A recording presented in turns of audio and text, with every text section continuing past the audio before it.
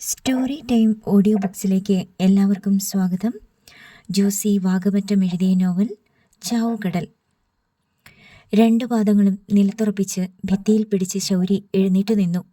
എന്നിട്ട് ഒരു ഉന്നത പദവി കരസ്ഥമാക്കിയ പോലെ അവൻ ജാനറ്റിനെയും ഡെന്നിച്ചനെയും നോക്കി. ശരീരം വേണ്ടത്ര ബാലൻസ് ചെയ്യുന്നില്ല. കുഞ്ഞു പാദങ്ങൾക്ക് ശക്തി പോരാ. ഭിത്തിയിൽ ഒരു കൈ പിടിച്ചിട്ടുള്ളതിനാൽ വീഴാതെ തുള്ളിത്തുളുമ്പി നിൽക്കുകയാണ്. മറ്റുള്ളവർക്ക് അവൻ്റെ ഈ നേട്ടം നിസ്സാരമാണ്.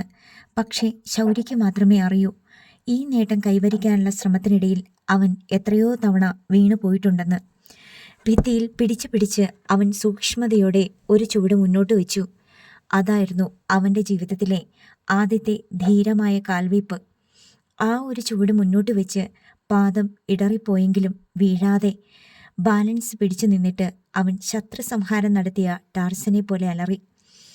പള്ളിപ്പെരുന്നാളിന് കിട്ടുന്ന വിസിൽ ശക്തിയായി ഊതിയാലുള്ള ശബ്ദമേ ഉണ്ടായുള്ളൂ എങ്കിലും അതിന് ചെവിയിലേക്ക് തുളച്ചു കയറുന്ന പോലൊരു മൂർച്ചയുണ്ടായിരുന്നു. മരക്കൊമ്പിലും തെങ്ങോലകളിലും ഇരുന്ന് കാക്കകൾ ശബ്ദം കേട്ട് തലതിരിച്ച് അവനെ നോക്കി. ഉപ്പനും കുരുവിയും അണ്ണാനും കോഴിയും ആട്ടിൻകുട്ടികളും പിന്നെ എണ്ണിയാലൊടുങ്ങാത്ത അനേകായിരം സൂക്ഷ്മജീവികളും അവൻ്റെ ശബ്ദം ഞെട്ടലോടെ കേട്ടു. അവനെന്തൊരു ശബ്ദമുണ്ടാക്കിയെന്ന് പോലും അറിയാതെ കൊച്ചു ജാനറ്റ് വിസ്മയത്തോടെ അവനെ നോക്കി നിന്നു. വീട്ടിലും പരിസരത്തെമ്പാടും ഓടുകയും ചാടുകയും തലകുത്തി മറിയുകയും ചെയ്യുന്ന ജാനറ്റിന് അവൻ്റെ ആദ്യത്തെ ചുവടുവയ്പ്പിൻ്റെ പ്രാധാന്യം മനസ്സിലായില്ല. കയറു പിരിച്ചുകൊണ്ടിരുന്ന എമിലി ശബ്ദം കേട്ട് തിണ്ണയിലേക്ക് നോക്കി. അവൾക്കും പ്രത്യേകിച്ചൊന്നും തോന്നിയില്ല. "അമ്മ!" ശൗര്യക്കുട്ടി ഒച്ചയെടുത്ത് വിളിച്ചു. എമിലി പിന്നെയും നോക്കി. അടുത്തേക്ക് വരാൻ അവൻ കൈകൊണ്ട് ആംഗ്യം കാട്ടി. "എന്തിനാ ഇപ്പം?" "അമ്മ!" അവൻ വീണ്ടും വിളിച്ചു. എമിലി കൈ കുടഞ്ഞിട്ട് തിണ്ണയ്ക്ക് സമീപം ചെന്നു. അപ്പോൾ അവൻ മെല്ലെ ഭിത്തിയിൽ നിന്ന് കൈയെടുത്തു. ആരുടെയും സഹായമില്ലാതെ നിവർന്നു നിന്നു. അവൻ്റെ ശരീരം അങ്ങോട്ടും ഇങ്ങോട്ടും ആടി പിന്നോട്ട് മറിഞ്ഞു വീണേക്കുമെന്ന് തോന്നി. എങ്കിലും അവൻ സമനില പിടിച്ചു നിന്നു. "ഇത് കാണിക്കാനാണോ നീ വിളിച്ചേ? കൊള്ളാം, മിടുക്കനാ കേട്ടോ." എമിലി അവനെ അഭിനന്ദിച്ചു. വാരിയണച്ച് ദേഹത്തോട് ചേർത്ത് നിർത്തി. അവൻ്റെ നെറുകയിൽ ഒരു ഉമ്മയും കൊടുത്തു. അന്നു മുഴുവൻ ജാനറ്റ് അവൻ്റെ കൈ പിടിച്ച് തിണ്ണയിലും മുറ്റത്തും നടത്തി. അവൾ കൈ വിട്ടാലുടൻ അവൻ കൈ നീട്ടും. അവന് നടന്ന് മതിയായില്ല. ഇനിയും നടക്കണം. അവന് ഇനിയും ഒരുപാട് ദൂരം പോകാനുണ്ട്. അടുത്ത ദിവസം അവനെ കൈ പിടിച്ച് നടത്താൻ ശ്രമിച്ച ജാനറ്റിൻ്റെ വിരൽത്തുമ്പിൽ നിന്ന് ശൗര്യക്കുട്ടി പിടിവിട്ടു. എന്നിട്ട് ഇപ്പോൾ വീഴുമെന്ന ഭാവത്തിൽ വേച്ച് വേച്ച് നടന്നു. വീഴാൻ ഭാവിച്ചപ്പോഴൊക്കെ ജാനറ്റ് അവൻ്റെ കൈ പിടിക്കാൻ ശ്രമിച്ചു. അവൻ അവളുടെ കൈ തട്ടിമാറ്റി. വീണാലും വേണ്ടില്ല, ഇനി അവന് തനിയെ നടക്കണം. ആരുടെയും സഹായം വേണ്ട. പലപ്പോഴും അവൻ വീണു. വീഴ്ചയിൽ നിന്ന് എണീൽപ്പിക്കാൻ പോലും അവൻ ജാനറ്റിനെ അനുവദിച്ചില്ല. അവൻ തനിയെ എണീറ്റു നടന്നു. ഇതുവരെ അപ്രാപ്യമായിരുന്ന മുറ്റം അവൻ്റെ കളിക്കളമായി. റോഡിലേക്കും വേലിപ്പുറത്തേക്കും അവൻ നോട്ടമിട്ട് തുടങ്ങി. എമിലിയുടെയോ കുഞ്ഞന്നയുടെയോ നോട്ടം തെറ്റിയാൽ അവൻ ചരൽ റോഡിലേക്ക് പോയിക്കളയും. എമിലി ജാനറ്റിനെ നോട്ടമേൽപ്പിച്ചിട്ടുണ്ടെങ്കിലും ചില നേരങ്ങളിൽ ഒടിയൻ്റെ വിദ്യ പോലെ ശൗര്യക്കുട്ടി അപ്രത്യക്ഷനാവും. മുറ്റത്ത് ചിരട്ടയിൽ മണ്ണ് വാരി നിറച്ചുകൊണ്ടിരുന്ന ശൗരി കണ്ണ് ചിമ്മി തുറക്കുന്ന നേരം കൊണ്ട് പാഞ്ഞു കളയും.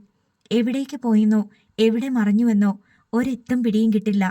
അതിനാൽ എമിലി എപ്പോഴും ജാനറ്റിനെ ഓർമ്മിപ്പിക്കും, "മോളെ, കൊച്ചിനെ നോക്കിയേക്കണേ, അവൻ നിന്റെ കണ്ണ് കെട്ടിയിട്ട് ഓടിക്കളയും." ശൗര്യക്കുട്ടിക്ക് ഇപ്പോൾ അവനെ ആരും എടുക്കുന്നത് ഇഷ്ടമല്ല. പള്ളിയിൽ പോകുമ്പോൾ എമിലി അവനെ എടുത്ത് ഒക്കത്ത് വെച്ച് നടക്കാൻ ശ്രമിക്കും. ശൗരി ഉടൻ ഊർന്നിറങ്ങും. അവന് നടക്കാൻ അറിയാം, പിന്നെന്തിനെടുക്കുന്നു? ചിലപ്പോൾ വാത്സല്യം മൂത്ത് ജാനറ്റ് എടുത്ത ഒക്കത്ത് വെച്ചാൽ മാത്രം അവൻ അല്പസമയം അടങ്ങിയിരിക്കും. പക്ഷേ ജാനറ്റ് വില്ലുപോലെ ഒരു വശത്തേക്ക് വളഞ്ഞു പോകും. ഒരു ദിവസം ജാനറ്റ് ശൗര്യക്കുട്ടിയെ കടപ്പുറത്ത് കൊണ്ടുപോയി. കടലെടുത്തു പോയ ചെല്ലിക്കടപ്പുറം അല്പാൽപമായി തെളിഞ്ഞു വരുന്നതേ ഉണ്ടായിരുന്നുള്ളൂ. കാരക്കാട്ടുകാരുടെ തെങ്ങും പറമ്പിനപ്പുറം കടലാണ്. തെങ്ങും പറമ്പിൻ്റെ കുറേ ഭാഗം കഴിഞ്ഞ കൊല്ലം കടലെടുത്തു പോയിട്ട് പറമ്പിനു പകരം ചെറിയൊരു മൺകര നാട പോലെ തിരിച്ചു കൊടുത്തിട്ടുണ്ട്. കടലിൻ്റെ നീലപ്പരപ്പ് കണ്ടതും ശൗര്യക്കുട്ടി എന്തോ മഹാത്ഭുതം കണ്ടതുപോലെ അതിനു നേർക്ക് കൈ നീട്ടി ഒരാശ്ചര്യ ശബ്ദം പുറപ്പെടുവിച്ചു. എന്നിട്ട് ജാനറ്റിനെ നോക്കി. "അവൾ ഇത് കണ്ടില്ലേ, ഈ മഹാത്ഭുതം?" എന്നായിരുന്നു ആ നോട്ടത്തിൻ്റെ അർത്ഥം.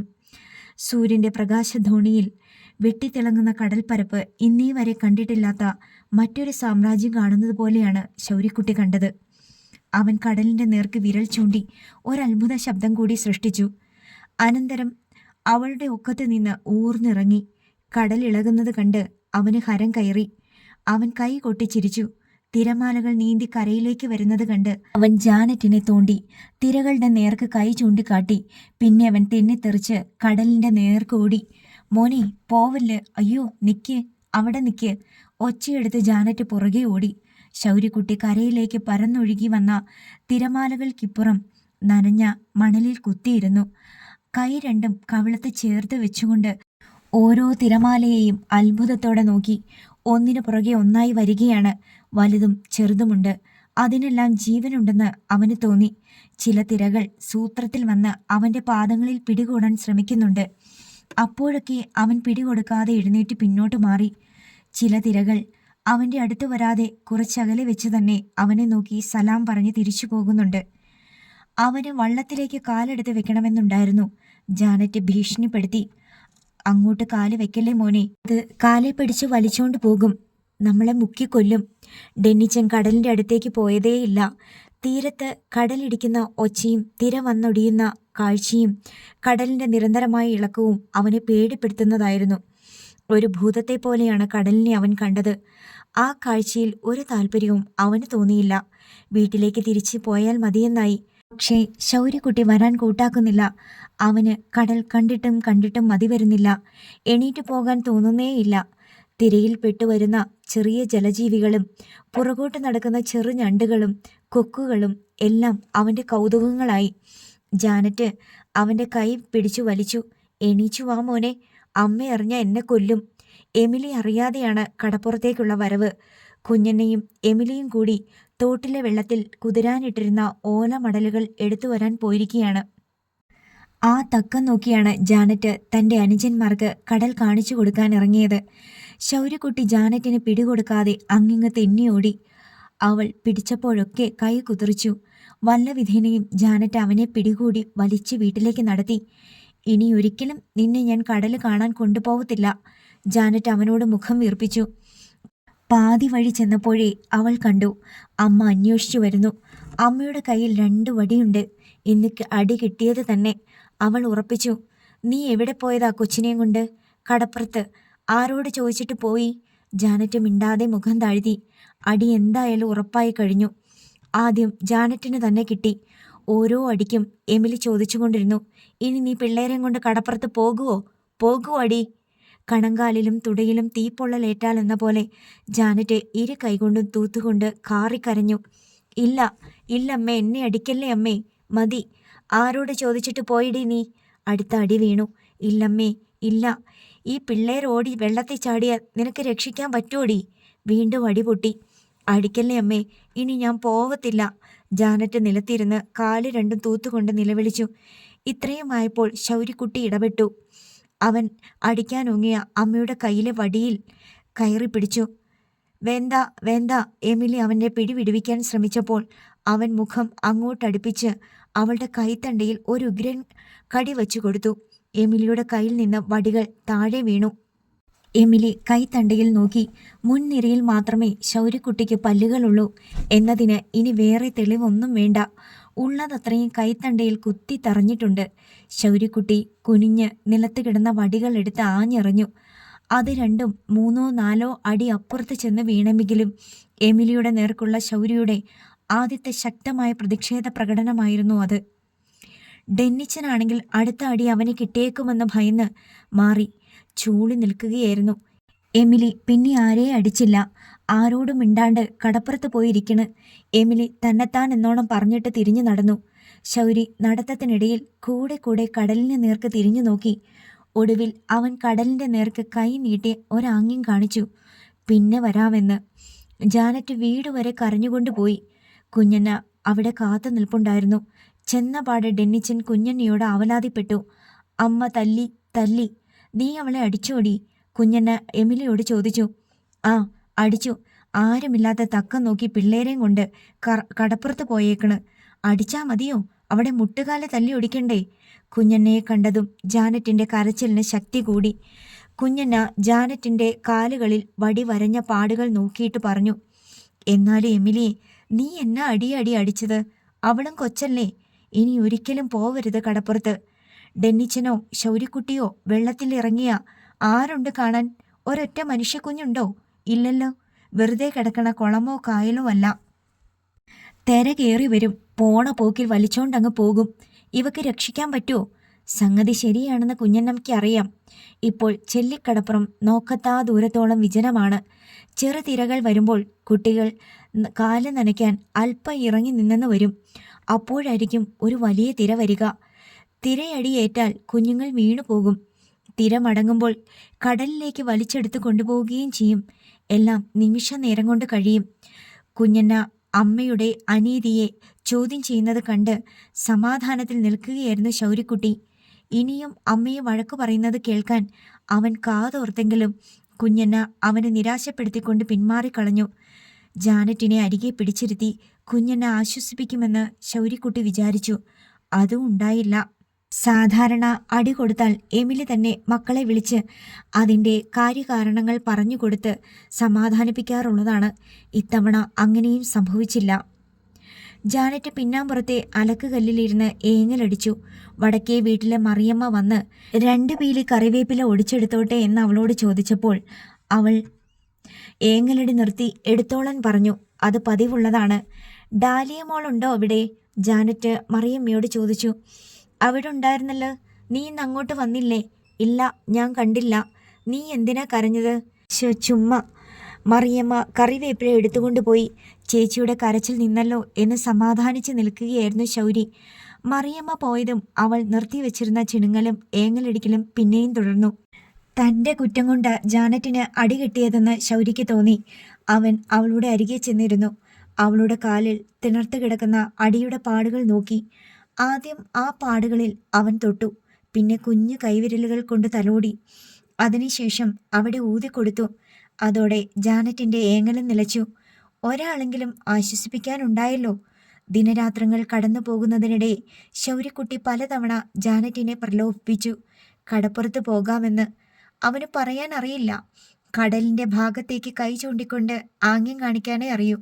ജാനറ്റ് അവൻ്റെ അപേക്ഷ ക്രൂരമായി തിരസ്കരിച്ചു കളഞ്ഞു. നീ കണ്ടില്ലേ മോനെ, അമ്മ ചേച്ചിയെ അടിച്ചേ? ജാനറ്റ് കുഞ്ഞനുജനെ ഓർമ്മപ്പെടുത്തി. അടികൊണ്ട് എൻ്റെ കാല് പൊട്ടിയല്ലായിരുന്നോ? ശൗര്യക്കുട്ടി അവളുടെ കാലുകളിലേക്ക് നോക്കി. ഇല്ല ഇല്ല, അവൻ അവളുടെ കാലിൽ തൊട്ട് കാണിച്ചു. അടിയുടെ പാടൊന്നും കാണാനേയില്ല. അതെല്ലാം മാഞ്ഞു പോയിരിക്കുന്നു. പിന്നെന്തിനാണ് പേടിക്കുന്നത്? അമ്മ അറിഞ്ഞ ഇനിയും അടിക്കും. വേണ്ടാട്ടോ. ജാനറ്റ് അവനെ അടക്കി നിർത്തി. ഒരു ദിവസം ശൗര്യക്കുട്ടിക്ക് പെട്ടെന്നൊരു ബോധോദയം ഉണ്ടായി. പടിഞ്ഞാറ് കടലിൻ്റെ ദിക്കിൽ നിന്ന് ആരോ വിളിച്ച പോലെ. അവൻ ചുറ്റും നോക്കി. അമ്മ കയറ് പിരിച്ച് തളർന്ന് ഉച്ചക്കഞ്ഞിയും കുടിച്ചിട്ട് അകത്ത് സിമന്റ് തറയിൽ വിരിച്ച പുൽപ്പായിൽ കിടന്നു മയങ്ങുന്നു. കുഞ്ഞന്ന ഡെന്നിച്ചൻ്റെ കൈയും പിടിച്ച് സോപ്പ് പൊടി വാങ്ങാൻ കടയിലേക്ക് പോയി. വിൻസി മാസിക വായിച്ച് പിൻവരാന്തയിലെ അഴുക്കുപുരണ്ട അരഭിത്തിയിൽ ചാരിയിരിക്കുന്നു. കടലിൻ്റെ വിളി ശൗര്യക്കുട്ടി പിന്നെയും കേട്ടു. ഇനി അവന് ഒരു നിമിഷം പോലും നിൽക്കാൻ വയ്യ. ഏതോ ഭൗമേതര ശക്തിയാൽ ആകർഷിക്കപ്പെട്ട സ്വപ്നാടകനെ പോലെ ശൗര്യക്കുട്ടി കടപ്പുറത്തേക്ക് നടന്നു. ഉച്ചവെയിൽ കത്തിക്കാളുന്ന ആകാശത്തിന് കീഴെ അവൻ നീലക്കടലിലെ തിളക്കം കണ്ട് തരിച്ചു നിന്നു. കടൽ അവനെ കൈകാട്ടി വിളിക്കുന്നു. മോനെ വാ വാ. ശൗര്യക്കുട്ടിയുടെ പാദങ്ങൾ തിര വന്ന് കുതിർന്ന കടലിൽ സ്പർശിച്ചു. അടുത്ത തിര അവൻ്റെ കാലുകളിൽ കടൽ പാമ്പിനെ പോലെ ചുറ്റി വലിച്ചു. സുഖകരമായ നനവും തണുപ്പും.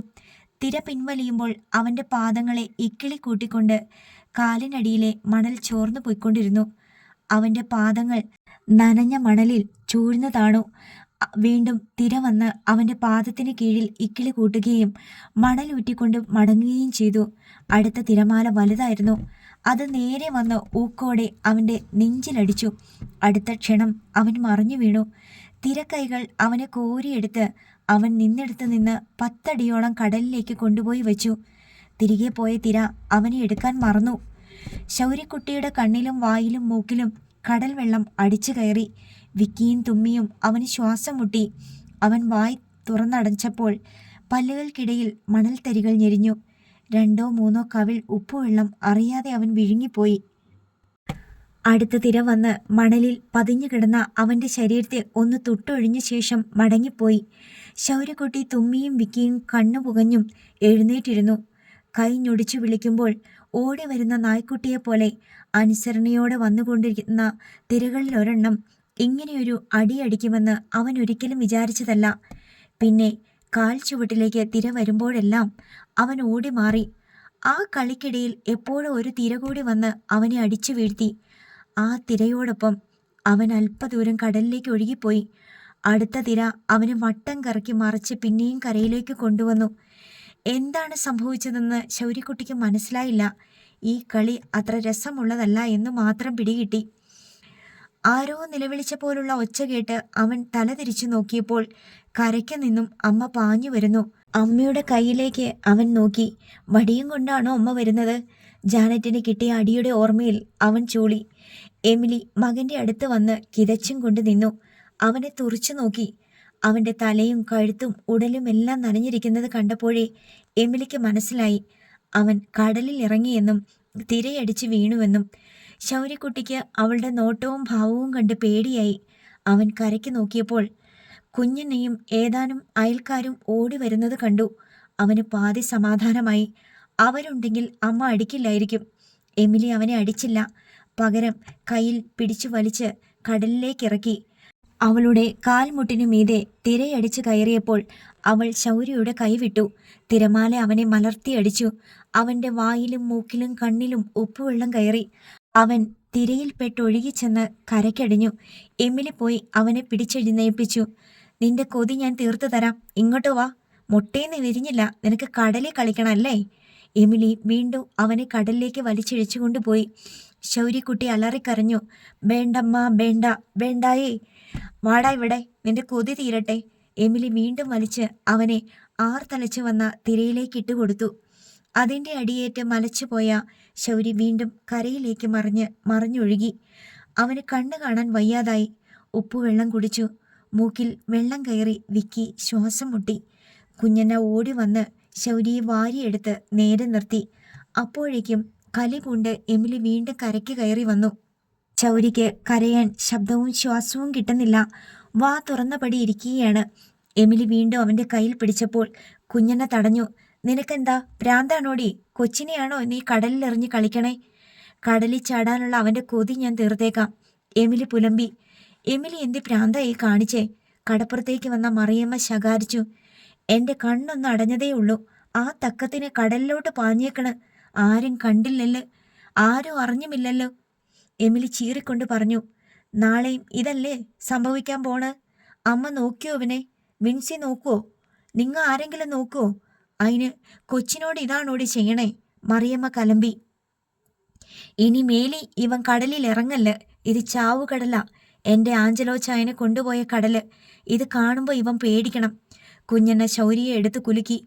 അവൻ്റെ തലയിൽ പലതവണ തട്ടി തലകീഴായി തൂക്കി പിടിച്ചു കുടഞ്ഞു. ഒടുവിൽ അവന് കരച്ചിലും ശ്വാസവും വീണ്ടു കിട്ടി. അവൻ തൊള്ള കീറി കരഞ്ഞു. എമിലിയുടെ ആ ഒറ്റമൂലി കൊണ്ടൊന്നും ശൗര്യയെ അടക്കി നിർത്താൻ കഴിഞ്ഞില്ല. കടലിനോടുള്ള അവൻ്റെ ആകർഷണത്തിന് ഒരു കോട്ടവും സംഭവിച്ചില്ല. ആരും കാണാതെ കടപ്പുറത്ത് പോയതിന് പലതവണ അവൻ എമിലിയോട് അടി വാങ്ങി. 3-ാം വയസ്സിൽ അവൻ ജെറമിച്ചായൻ്റെ വള്ളത്തിൽ കയറി കടലിൽ പോയി. ഇത്തവണയും ആർത്തുങ്കൽ പള്ളി പെരുന്നാളിന് പോയി വന്നപ്പോൾ കടും മഞ്ഞ നിറത്തിലുള്ള ബനീനും നിക്കറുമാണ് എമിലി ശൗര്യക്കുട്ടിക്ക് വേണ്ടി വാങ്ങിയത്. ജാനറ്റിനും ഡെന്നിച്ചനും വേണ്ടി പച്ചയും ചുവപ്പും നീലയും ഒക്കെ വാങ്ങി. ശൗര്യക്കുട്ടിയുടെ ബനീനും നിക്കറും എടുത്തു നോക്കിയിട്ട് കുഞ്ഞന എമിലിയോട് ചോദിച്ചു. ഇതെന്താടി ശൗര്യക്കുട്ടിക്ക് മഞ്ഞ മാത്രം എപ്പോഴും? ഒരു തവണ റോസ് കളർ എടുത്തായിരുന്നല്ലോ, അതൊരെണ്ണം. ഇതിൻ്റെ മുമ്പെടുത്തതും മഞ്ഞയാണല്ലോ, അത് ഇളം മഞ്ഞ. വേറൊരു നിറവും നീ കണ്ടില്ലേ? എൻ്റെ അമ്മേ, ഞാനിത് മനഃപൂർവ്വം എടുക്കണതാ. കണ്ണ് തെറ്റിയ അവൻ വീണ്ടും വീട്ടിൽ നിന്ന് ചാടിപ്പോകും. വിളിച്ചാൽ വിളി കേൾക്കുവോ? അതും ഇല്ല. എവിടെ നിൽക്കണേന്ന് കണ്ടുപിടിക്കണ്ടേ? എമിലി പറഞ്ഞിട്ടങ്ങ് പോയി. കുഞ്ഞിനെ മൂക്കത്ത് വിരൽ വെച്ചു. എന്നിട്ട് മനസ്സിൽ പറഞ്ഞു, പെണ്ണേ, നിന്റെ ഒരു ബുദ്ധി. എമിലി പറഞ്ഞത് ശരിയാണെന്ന് കുഞ്ഞനയ്ക്കറിയാം. ശൗര്യക്കുട്ടി മായാവിയാണ്. അങ്ങോട്ടോ ഇങ്ങോട്ടോ ഒന്ന് നോട്ടം തെറ്റിയാൽ ശൗര്യക്കുട്ടി പിന്നെ എവിടെ പോയിന്ന് കാണില്ല. ആവിയായി പോയോ എന്ന് സംശയിച്ചു പോകും. അത്ര മിന്നൽ വേഗത്തിലാണ് അവൻ്റെ പോക്കുവരവുകൾ. ഒന്നുകിൽ പൂച്ചയുടെ പുറകെ, അല്ലെങ്കിൽ കോഴിയുടെ പുറകെ, അതുമല്ലെങ്കിൽ ഏതെങ്കിലും പട്ടിയുടെ പുറകെ. ശൗര്യക്കുട്ടിയുടെ ശ്രദ്ധയെ ആകർഷിക്കാൻ ഒരു വിട്ടിൽ മതി. അത് ചാടുന്നതിനൊപ്പിച്ച് അവനും ചാടും. തുമ്പിയുടെ പിന്നാലെ കൈ നീട്ടിക്കൊണ്ട് ചെല്ലും. അണ്ണാന്റെ പിറകെയും പായും. ശൗര്യക്കുട്ടിക്ക് തന്നെ ഒടുവിൽ അറിയില്ല താൻ എവിടെ എത്തിയെന്ന്. ചിലപ്പോൾ ഏതെങ്കിലും കുളക്കരയിലോ തോട്ടുവക്കത്തോ ആയിരിക്കും, അല്ലെങ്കിൽ കാരക്കാട്ടുകാരുടെ തെങ്ങിൻ പറമ്പിലായിരിക്കും. പരിസരബോധം വന്ന് ശൗര്യക്കുട്ടി ചുറ്റും നോക്കുമ്പോൾ അപരിചിതമായ ഒരു സ്ഥലം. വീട് കാണാനേയില്ല. പിന്നെ ഒറ്റ വഴിയേയുള്ളൂ. പശു അമറുമ്പോൾ പൈക്കിടാവ് കാതോർക്കുന്ന പോലെ കാതോർക്കുക. ഏതോ ദൂരത്തു നിന്ന് എമിലിയുടെ വിളി വച്ച അപ്പോൾ അവൻ കേൾക്കും. മോനെ, ശൗര്യക്കുട്ടിയെ, നീ എവിടെയാ? ആ ശബ്ദം ലക്ഷ്യമാക്കിയാണ് അവൻ്റെ തിരഞ്ഞോട്ടം. കടും മഞ്ഞ നിറത്തിലുള്ള ഉടുപ്പാണെങ്കിൽ എമിലിക്ക് എത്ര കുട്ടികൾക്കിടയിൽ വെച്ചും പച്ചില ചാർത്തിൽ നിന്നാലും ഏത് കരിയിലക്കൂനയ്ക്ക് പിന്നിൽ മറഞ്ഞാലും പെട്ടെന്ന് തിരിച്ചറിയാൻ പറ്റും. തേടി ഒരുപാട് അലയണ്ട. മകനെ കണ്ടില്ലെങ്കിൽ എമിലി അയൽക്കാരോട് ചോദിക്കും, ശൗര്യക്കുട്ടിയെ കണ്ടോ നിങ്ങൾ ആരെങ്കിലും? ഒരു മഞ്ഞ ഉടുപ്പിട്ട്. ആളുകൾക്കും തിരിച്ചറിയാൻ എളുപ്പമാണ്.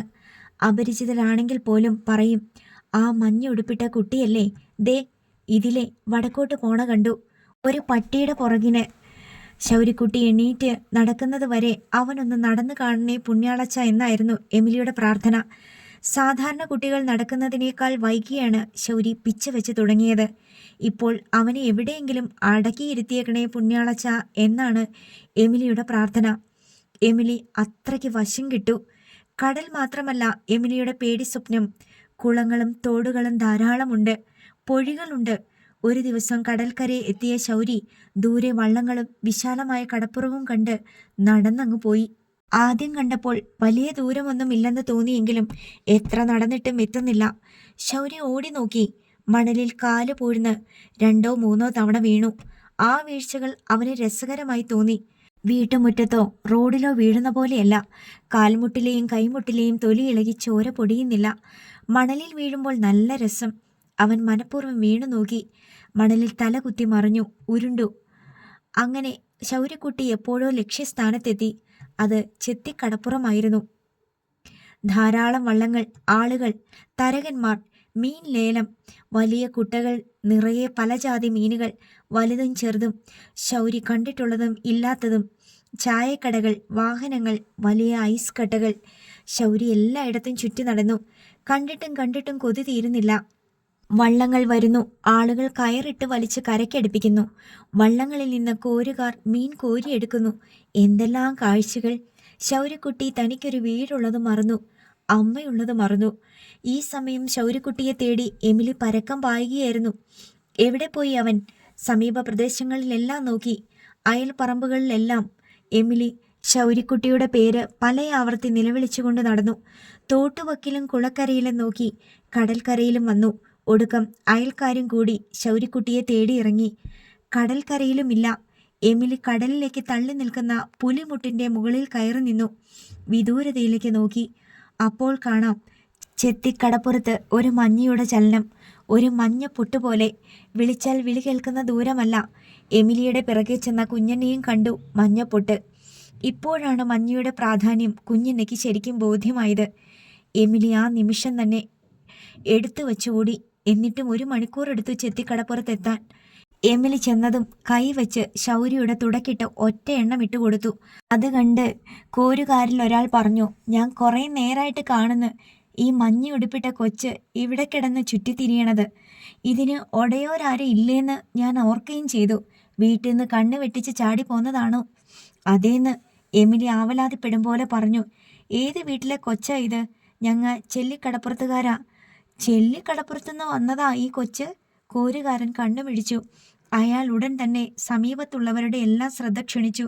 ദേ ഇങ്ങോട്ട് നോക്കണേ, ഈ കൊച്ചിനെ നിങ്ങൾ കണ്ടോ? 2 വയസ്സുണ്ടോ ഇതിന്? ചെല്ലിക്കടപ്പുറത്തുനിന്ന് ഓടി വന്നേക്കണതാ ഒറ്റയ്ക്ക്.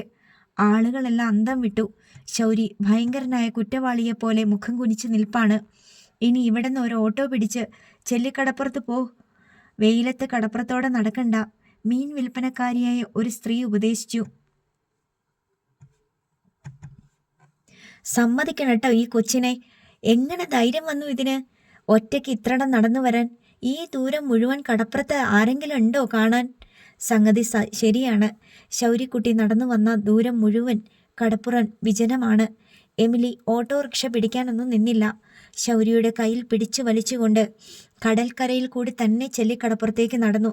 ഇടയ്ക്ക് ദേഷ്യം കൂടുമ്പോൾ ശൗര്യയുടെ തുടയ്ക്ക് ഓരോ അടി വെച്ച് കൊടുക്കും.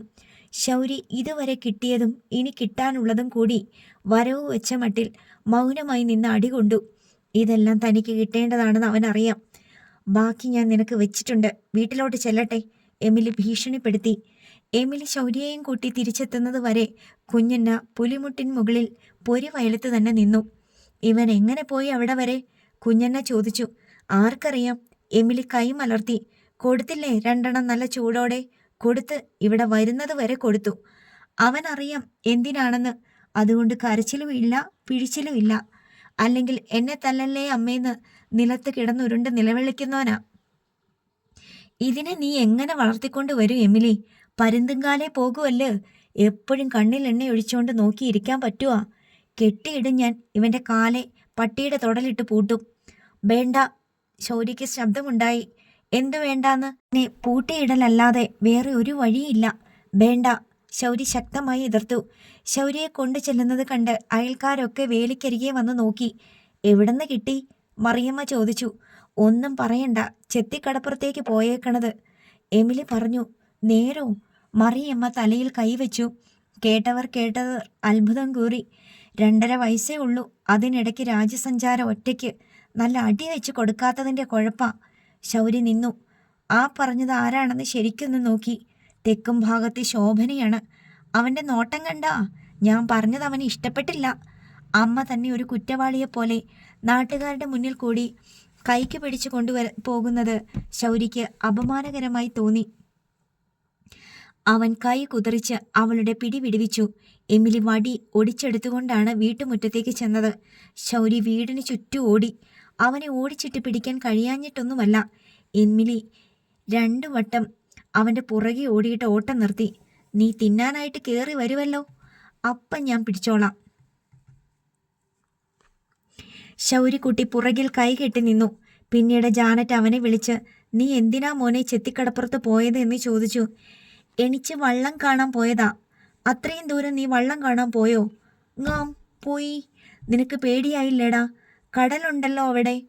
അവൻ പടിഞ്ഞാറേക്ക് കൈ ചൂണ്ടി. അവൻ കടൽക്കരയിലേക്ക് നടന്നു പോകുമ്പോൾ കടൽ അവനെ കാണുന്നുണ്ട്. തിരക്കൈകൾ നീട്ടി എവിടെ പോണു കൂട്ടുകാരാ എന്ന് ചോദിക്കുന്നുണ്ട്. കടൽ എന്ന വലിയ ചങ്ങാതിയുടെ അരികത്ത് കൂടി സഞ്ചരിക്കുമ്പോൾ അവനൊന്നിനെയും ഭയമില്ല. കാരക്കാട്ട് വീട്ടിൽ കുഞ്ഞു ഡാൻഡസിന്റെ സ്വഭാവ രീതികൾ നേരെ മറിച്ചായിരുന്നു. കടപ്പുറത്ത് എൽസമ്മയുടെ കൂടെയോ സൈമൺ തരകിൻ്റെ കൂടെയോ പോയപ്പോഴൊന്നും അവന് കടലിനോട് ഒരു കമ്പവും തോന്നിയില്ല. വല്ല നിവൃത്തിയുമുണ്ടെങ്കിൽ അവൻ കാറിന് വെളിയിലേക്ക് ഇറങ്ങിയതേയില്ല. മീനിൻ്റെ ഉളുമ്പുനാറ്റവും മീൻ പിടിക്കുന്നവരുടെയും അത് വിൽക്കുന്നവരുടെയും വാങ്ങുന്നവരുടെയും വേഷഭൂഷാദികളും ബഹളങ്ങളും ഒന്നും ഡാൻഡസിന് ഇഷ്ടപ്പെട്ടില്ല. കടലിലേക്ക് നോക്കാൻ തന്നെ അവന് പേടിയായിരുന്നു. എൽസമ്മ അവനെ കടപ്പുറത്ത് ഇറക്കി നിർത്തി. തിര വന്ന് കുതിർന്ന മണലിലൂടെ അവൻ്റെ കൈ പിടിച്ച് നടക്കാൻ ശ്രമിച്ചു. അവൻ ചിണുങ്ങിക്കൊണ്ട് എൽസമ്മയുടെ ഒക്കത്ത് തന്നെ തിരിച്ചു കയറി. പോവാം, അവന് കടപ്പുറത്ത് നിന്ന് പോയാൽ മതി. വീട്ടിൽ പോവാം. എൽസമ്മ അവനെ കാറിൽ കയറ്റി വീട്ടിലേക്ക് തന്നെ കൊണ്ടുപോയി. അവൻ എല്ലായ്പ്പോഴും എൽസമ്മയെ ചുറ്റിപ്പറ്റി നടന്നു. എൽസമ്മ അടുക്കളയിലോ ഊണുമുറിയിലോ ആണെങ്കിൽ അവൻ അവിടെ ഒരു കളിപ്പാട്ടം കൊണ്ടുവച്ച് കളിക്കും. എൽസമ്മ കസേരയിലാണെങ്കിൽ അവളുടെ മടിയിൽ കയറിയിരിക്കും. എൽസമ്മ കിടക്കുകയാണെങ്കിൽ അവനും കട്ടിലിനരികെ ഉണ്ടാവും. ഒരിക്കലും എൻ്റെ മോൻ എവിടെ പോയി എന്ന് ചോദിച്ച് എൽസമ്മയ്ക്ക് തിരഞ്ഞു നടക്കേണ്ടി വന്നില്ല. ചെല്ലിക്കടപ്പുറത്ത് ചാകര വരുമെന്നും വള്ളം അടുപ്പിക്കാൻ കഴിയുമെന്നും ആരും പ്രതീക്ഷിച്ചതല്ല. കഴിഞ്ഞ കാലവർഷത്തിലും ന്യൂനമർദ്ദ വ്യതിയാനങ്ങളിലും കടൽ കുറേശ്ശെ മണ്ണ് കൊണ്ടുവന്ന് നിക്ഷേപിച്ചിട്ടുണ്ടായിരുന്നു. എന്നാലും കടപ്പുറം എന്ന് പറയാൻ പറ്റില്ല. ഒരു ചെറിയ കടൽ തീരം. ചാകരയുണ്ടായാലേ വള്ളം അടുപ്പിക്കാനും ഇറക്കാനും പറ്റൂ. വീണ്ടും ഒരു മഴക്കാലം കൂടി വന്നു. പലതവണ കടൽ കയറി വരികയും പിൻവാങ്ങുകയും ചെയ്തു. സർക്കാർ സംവിധാനങ്ങളുടെ മുന്നറിയിപ്പോട് കൂടിയ ന്യൂനമർദ്ദവും ഘോരമഴയും കടലാക്രമണവും ഉണ്ടായി. പലയിടത്തും കടൽ കരയെ നക്കിയെടുത്തു. വിശാലമായ കടപ്പുറങ്ങൾ പലതും 4-1 ചുരുങ്ങിപ്പോയി. കോളിളക്കവും പേമാരിയും ശമിച്ചപ്പോൾ ചെല്ലിക്കടപ്പുറത്ത് ചാകര വന്നു. പഴയ വിശാലമായ ചെല്ലിക്കടപ്പുറത്തിൻ്റെ പാതിയോളം കടൽ തിരിച്ചു കൊണ്ടുവന്നു കൊടുത്തു.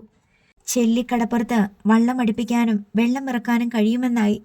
ചത്തിയിലേക്കും കാട്ടൂരേക്കും ചള്ളിയിലേക്കും പോയിക്കൊണ്ടിരുന്ന വള്ളങ്ങൾ ചെല്ലിക്കടപ്പുറത്തേക്ക് തിരിച്ചു വന്നു. സൈമൺ തരകന്റെ വള്ളങ്ങൾ കടപ്പുറത്ത് സ്ഥാനം പിടിച്ചു. മീൻ കച്ചവടക്കാരും ഐസ് വിൽപ്പനക്കാരും മീൻ വണ്ടികളും വീണ്ടും എത്തി. ചെല്ലിക്കടപ്പുറത്തേക്ക് മീൻ വന്നു തുടങ്ങിയതോടെ കടപ്പുറം ബഹളമയമായി. എമിലി കുഞ്ഞനിയോട് പറഞ്ഞു, കടപ്പുറത്ത് ഷെഡ് കെട്ടണം, ചായക്കട വെക്കണം. സൈമൺ മുതലാളി വന്ന് പിന്നെയും പൊളിച്ചു കളഞ്ഞാലോ? ഇനി പൊളിക്കാൻ ഇങ്ങ് വരട്ട്, കാണിച്ചു കൊടുക്കാൻ ഞാൻ. എമിലിയുടെ ധൈര്യം കണ്ട കുഞ്ഞന്ന കണ്ണു വിഴിച്ചു. കുഞ്ഞനെയും ഒരു പണിക്കാരനെയും കൂട്ടി എമിലി സൈമൺ തരകന്റെ മണ്ണിൽ കടപ്പുറത്ത് ഷെഡ് കെട്ടി. സൈമൺ തരകന്റെ സിൽബന്തി ഏലിയാസ് വന്ന് എമിലിയോട് തറവാടക ചോദിച്ചു. കടയുടെ വലിപ്പമനുസരിച്ച് 5000-വും 10,000-വും ഒക്കെ തറവാടക വാങ്ങിയാണ് സൈമൺ തരകൻ തൻ്റെ സ്ഥലത്ത് ഷെഡ് കെട്ടാൻ അനുവദിക്കാറ്. അത് ഓരോ വർഷവും പുതുക്കുകയും വേണം. ഞാൻ തറവാടക പണ്ടേ അടച്ചിട്ടുണ്ടെന്ന് നിന്റെ മുതലാളിയോട് ചെന്ന് പറഞ്ഞേക്ക്, എമിലി ഏലിയാസിനോട് പറഞ്ഞു. ഇത് പണ്ടത്തെ മാതിരി കേരള സർക്കാരിൻ്റെ അല്ല കടപ്പുറം. സൈമൺ മുതലാളി കരം കെട്ടുന്ന ഭൂമിയാ. കടലിലാ സർവേ കല്ല് കിടക്കണത്. 3 കൊല്ലം മുമ്പ് കടൽ കയറി വന്നപ്പം അങ്ങനായി പോയതാ. അതിന് ഞാനെന്ത് വേണം? എൻ്റെ ഷെഡ് പൊളിക്കാൻ വന്നാ ഉണ്ടല്ലോ, ഇനി എൻ്റെ ജീവിതം സെൻട്രൽ ജയിലില്ല. കൊലപാതക കുറ്റത്തിന് നിന്റെ മുതലാളിയോട് ചെന്ന് പറഞ്ഞേക്ക്. കേട്ടു നിന്നവർ ആരും ഒരക്ഷരം പോലും മിണ്ടിയില്ല. എമിലിയോട് സംസാരിക്കുന്നത് സൂക്ഷിച്ചു വേണമെന്നും അവൾ മനസ്സുനൊന്ന് ശപിച്ചാൽ അങ്ങനെ തന്നെ സംഭവിക്കുമെന്നും തെറ്റായോ ശരിയായോ ഒരു വിശ്വാസം ചെല്ലിക്കടപ്പുറം നിവാസികൾക്ക് ഉണ്ടായി കഴിഞ്ഞിരുന്നു. എമിലിയോട് പിന്നെ തറവാടക ചോദിക്കാൻ ആരും വന്നില്ല. എന്നും പുലർച്ചയ്ക്ക് എമിലിക്കൊപ്പം ശൗരിക്കുട്ടിയും ഉണരും. അവനും എമിലിയുടെയും കുഞ്ഞനയുടെയും കൂടെ കടപ്പുറത്ത് ചായക്കട ഷെഡിൽ വരും. എമിലി കൊടുക്കുന്ന പാലും കുടിച്ച് അവൻ കടപ്പുറത്ത് കൂടി ചുറ്റിത്തിരിഞ്ഞു നടക്കും. എമിലിയുടെ കണ്ണുകൾ എപ്പോഴും ആ മഞ്ഞ കുപ്പായക്കാരൻ്റെ പിന്നാലെ തന്നെ ഉണ്ടായിരിക്കും. കടപ്പുറത്ത് മീൻ വല വിരിച്ച് കേടുപോക്കുന്ന ചഞ്ചാൻ ജെറമിച്ചായൻ്റെ അടുത്ത് ശൗര്യക്കുട്ടി ചെന്ന് കുത്തിയിരിക്കും. ജെറമിച്ചായനോട് അവൻ തുരുതുരാ ചോദ്യങ്ങൾ ചോദിച്ചുകൊണ്ടേയിരിക്കും. ഇതെന്നാ കാണിക്കുവാ?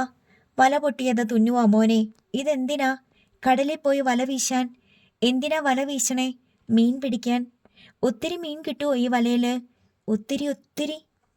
ചിലപ്പോൾ കിട്ടും, ചിലപ്പോൾ കിട്ടൂല. ഈ സംസാരം അങ്ങനെ നീണ്ടു പോകും. ഇടയ്ക്ക് എമിലി മകനെ തിരക്കി വരും. ഒരു തവണ ജെറമിച്ചായൻ പറഞ്ഞു, എപ്പോഴും ഓടി വരണ്ട, ഇവനെ ഞാൻ നോക്കിയോളാം.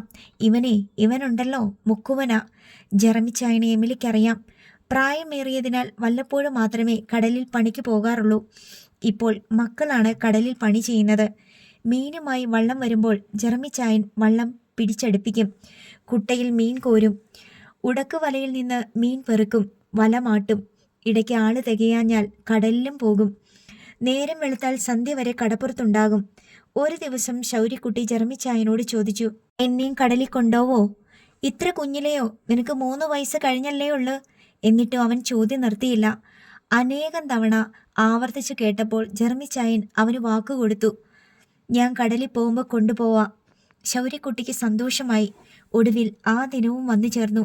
ജെറമിച്ചായൻ ചായക്കടയിൽ ചെന്ന് എമിലിയോട് പറഞ്ഞു, ശൗര്യക്കുട്ടീനെ ഞാൻ കടലിൽ പണിക്ക് കൊണ്ടുപോവുകയാണ്.